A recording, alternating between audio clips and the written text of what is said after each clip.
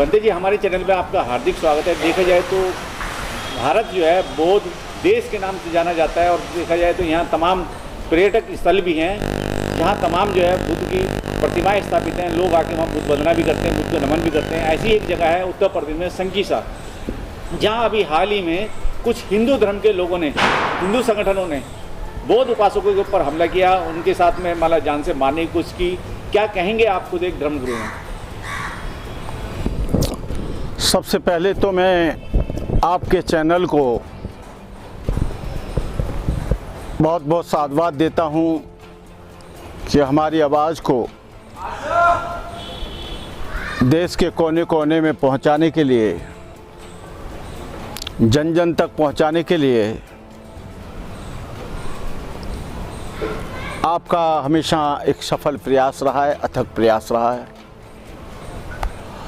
राजकुमार जी, जो संकीसा है वो फर्रुखाबाद ज़िले में स्थित है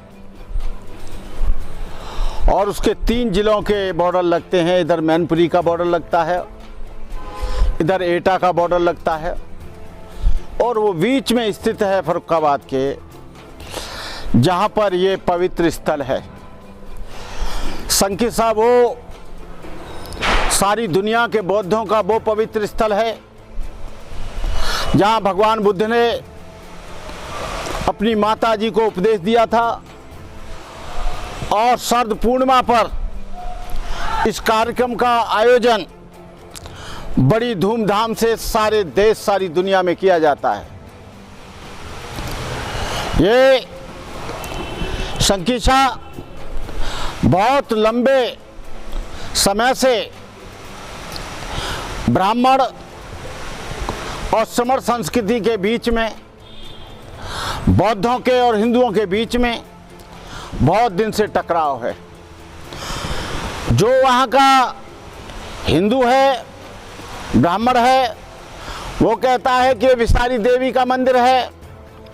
हम कहते हैं कि बौद्ध तथागत बुद्ध की भूमि है, जहाँ तथागत बुद्ध ने अपनी माता जी को उपदेश दिया था। और ऐतिहासिक दृष्टि से भी वहाँ की खुदाई में हाथी के साथ बौद्ध स्तंभ निकला है और अशोक ने इस जगह का निर्माण किया था।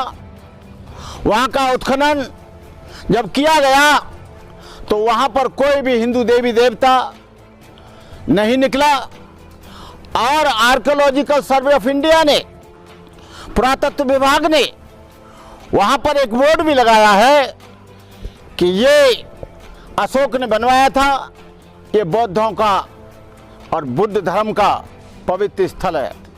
वहाँ पर सैकड़ों साल से बौद्ध लोग अपना कार्यक्रम आयोजित करते आते हैं बड़ी धूमधाम के साथ।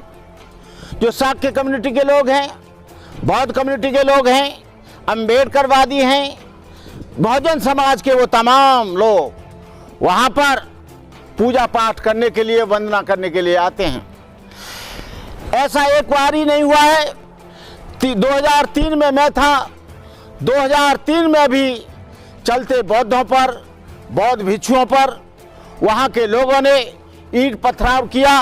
बहुत से लोग घायल हुए, बहुत से लोग चुटैल हुए और उस ज़मीन पर हमेशा कार्यक्रम बहुत एक लंबी तादाद में, लंबी एक बहुसंख्यक रूप में बहुत से हजारों बौद्ध भिक्षु आते हैं, हजारों उपासक आते हैं, लेकिन प्रतिवर्ष वहाँ पर टकराव बना रहता है। इस वर्ष प्रशासन की कमजोरी के कारण प्रशासन को चाहिए थे कि वो एक टकराव की जगह है, वहाँ पर पहले से ही फोर्स लगाना चाहिए था, उस गांव में फोर्स लगाना चाहिए था, उस गांव के आसपास फोर्स लगाना चाहिए था, उस टीले के चारों तरफ फोर्स लगाना चाहिए था। लेकिन जब हमारे लोग पूजा कर रहे थे, उसी टाइम असामाजिक तत्वों ने और तमाम लोगों ने हमारे लोगों पर हमला कर दिया और वहाँ पर कैंपस में रखी हुई 40-45 गाड़ियों को तोड़ दिया, बाद में अन्य गाड़ियों को भी तोड़ा और सैकड़ों लोग उसमें घायल हुए। सैकड़ों लोग, हमारे लोगों को ही, हमारे लोग ही घायल हुए। हमारे बौद्धों पर ही जुल्म हुआ, उन्हीं के खिलाफ FIR की गई, उन्हीं को बंद किया गया, जबकि दूसरे पक्ष से भी उन्हें FIR लेनी चाहिए थी। लेकिन हम कहना चाहते हैं कि ये टकराव अच्छा नहीं है। इस टकराव को तुरंत प्रशासन अपनी सूझबूझ से बंद करे।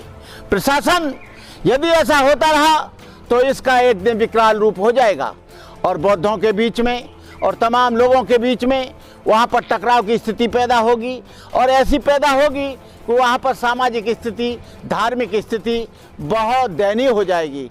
मैं फर्रुखाबाद के प्रशासन से, जब वहाँ पर ईंट पत्थर चल रहे थे, उसी समय में भगवान बुद्ध ने जब परिनिर्वाण प्राप्त किया, वहीं पर हमारे मोदी जी उद्घाटन कर रहे थे एयरपोर्ट का और भगवान बुद्ध की परिनिर्वाण स्थली पर कुशीनगर में दर्शन कर रहे थे। इधर वो बुद्ध के हाथ जोड़ रहे थे, इधर बौद्धों के हाथ तोड़े जा रहे थे। उधर बुद्ध के दर्शन कर रहे थे, इधर बौद्धों की गाड़ी तोड़ी जा रही थी। ये दोहरी नीति के कारण हम लोग बहुत परेशान हैं और जब वोट लेने का टाइम आता है तो हम हिंदू हो जाते हैं और जब हम लोग बुद्ध की पूजा करते हैं तो हम बौद्ध हो जाते हैं, बैकवर्ड हो जाते हैं, छोटे हो जाते हैं। कहने का मतलब ये है कि आज जो सारे स्थिति में हमारे जो प्रधानमंत्री जी हैं जब जापान में जाते हैं सबसे पहले कहते हैं कि मुझे बुद्ध के दर्शन करने हैं, मुझे बुद्ध दिखाओ, मैं बुद्ध के देश से आया हूँ, मैं बुद्ध से आया हूँ। इनकी दोहरी नीति। और ठीक वहाँ से जापान से लौटने के बाद, कोरिया से लौटने के बाद, श्रीलंका से लौटने के बाद, थाईलैंड से लौटने के बाद ये बुद्ध की मूर्ति भी इनको दी जाती है। लेकिन यहाँ पर आकर वो लोग कहते हैं कि भारत, वहाँ विदेश में कहते हैं कि बुद्ध के देश से आया हूँ और यहाँ पर कहते हैं कि हिंदू राष्ट्र बनाओ। ये दोहरी नीति है, ये दोहरा कारण है। कहने का मतलब ये है कि हमारे लोगों पर कब तक जुल्म होता रहेगा, कब तक अत्याचार रहेगा। वैसे आप लोग कहते हैं कि भगवान बुद्ध विष्णु के अवतार हैं, लेकिन मैं पूछना चाहता हूँ कितने बुद्ध की मूर्तियाँ आपने मंदिरों में लगाई, कितने बौद्ध धर्म सम्मेलन आपने किए, कितने बौद्ध दीक्षा का कार्यक्रम किया। आप विदेश में जाते हैं तो कहते हैं कि हम बौद्ध देश से आए और यहाँ पर आप उनके गाड़ियों को तोड़ते हो, वो पूजा स्थल पर उन पर आक्रमण करते हो। सारे बौद्ध धर्म के स्थलों पर हिंदू अतिक्रमण हो रहा है, ब्राह्मण एक वो हो रहा है। कहने का मतलब ये है कि आप लोग, हम जानते हैं कि उसमें दो बौद्ध भी हैं। आपके केशव प्रसाद जी उप मुख्यमंत्री हैं, स्वामी प्रसाद जी वहां पर कैबिनेट मंत्री हैं। लेकिन इन दोनों लोगों को, जो बड़ी तादाद में शाक्य समुदाय के लोग, मौर्य समुदाय के लोग और तमाम लोग आते हैं, इनको आवाज उठानी चाहिए और ये कहना चाहिए कि वो जमीन बौद्धों की है, उसे बौद्धों को दे देनी चाहिए, उस पर कोई अतिक्रमण करने की जरूरत नहीं है। लेकिन हम कहते हैं आर्कियोलॉजिकल सर्वे ऑफ इंडिया से उसका उत्खनन करा लीजिए। यदि आपकी जमीन है तो हम आपको दे देंगे, हिंदू धर्म की जमीन है तो हिंदू धर्म को दे दीजिए, बौद्ध धर्म की जमीन है तो बौद्ध धर्म को दे दीजिए। लेकिन आर्कियोलॉजिकल सर्वे ऑफ इंडिया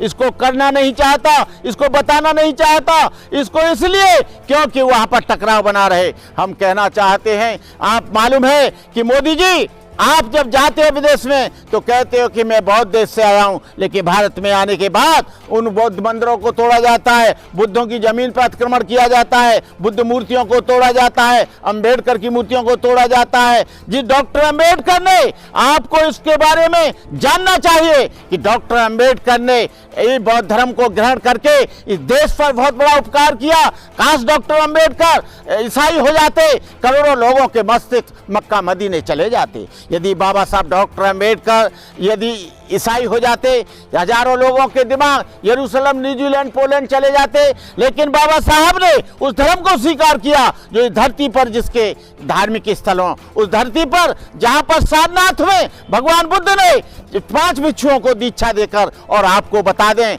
ए ब्राह्मणों, इस बात को मत भूल जाओ कि भगवान बुद्ध ने सबसे पहले 5 ब्राह्मणों को दीक्षा दी।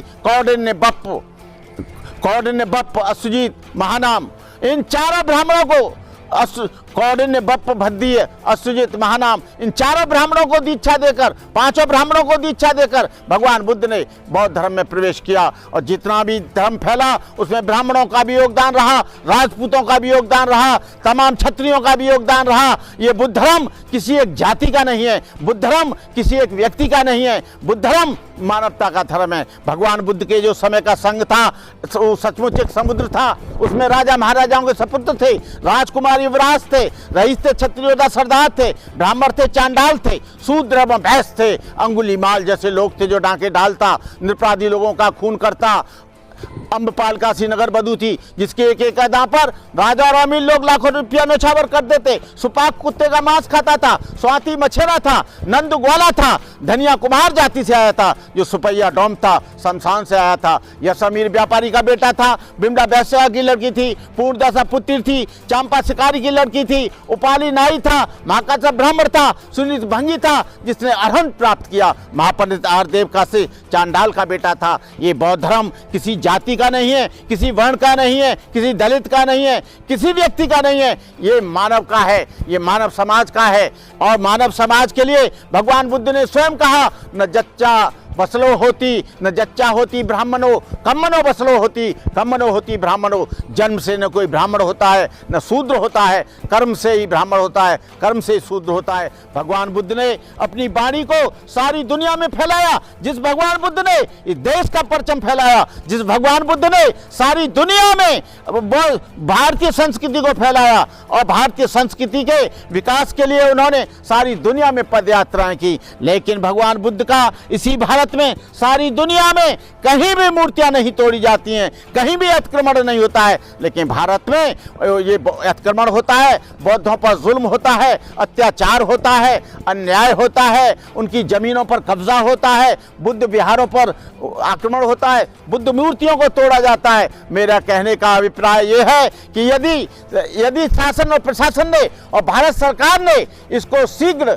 गंभीरता से नहीं लिया तो यहाँ की स्थिति बहुत गंभीर हो सकती है, बहुत आक्रामक हो सकती है। बौद्ध बोझ उस जमाने के नहीं है कि आपकी मार खाएं और जुल्म सहें। बौद्ध अहिंसा परम धर्म को जरूर मानता है, बौद्ध धर्म किसी की हत्या करने की इजाजत नहीं देता, लेकिन बौद्ध धर्म उन लोगों को जिंदा जाने की भी इजाजत नहीं देता जो बौद्धों पर जुल्म करेंगे, बुद्ध विहार तोड़ेंगे, बुद्ध की मूर्ति तोड़ेंगे। हम उसकी रक्षा के लिए अपनी कुर्बानी देंगे। हम लोग निश्चित रूप से भगवान बुद्ध का जो शाक्य समुदाय है, मैं उन लोगों को इस बात के लिए धन्यवाद देता हूँ, मुबारकबाद देता हूँ, उन लोगों को आशीर्वाद देता हूँ, उन लोगों को साधुवाद देता हूँ कि आप बहादुरी के साथ इसी तरह से अड़े रहें, झगड़ा नहीं करें, फसाद न करें, लेकिन अपनी ईमानदारी के साथ अपना आत्मरक्षा जरूर करें। और आत्मरक्षा के लिए, बुद्ध विहारों की रक्षा के लिए आपको संघर्ष करना होगा, आपको उसके लिए मुकाबला करना होगा। कहने का मतलब यह है कि आप लोग चिंता मत करिए, सारा देश, सारी दुनिया आप लोगों के साथ है, आपको घबराने की आवश्यकता नहीं है। ये कब तक होता रहेगा? 2003 में भी इन लोगों ने किया था। हर बार वहाँ तनावपूर्ण स्थिति रहती है और ये चाहिए वहाँ के प्रशासन को कि पहले से ही वहाँ पर नाकाबंदी करके पुलिस को और बौद्धों को अपनी जो धार्मिक स्वतंत्रता है, जो संवैधानिक स्वतंत्रता है, उसके अनुसार उन्हें पूजा पाठ करने की पूरी तरह से अनुमति दी जाए। और जो लोग अपराधी हैं, जिन लोगों ने गाड़ियां तोड़ी हैं, उनको कड़ी से कड़ी सजा दी जाए और उनके खिलाफ FIR होनी चाहिए। इन्हीं शब्दों के साथ मैं अपनी बात समाप्त करता हूं।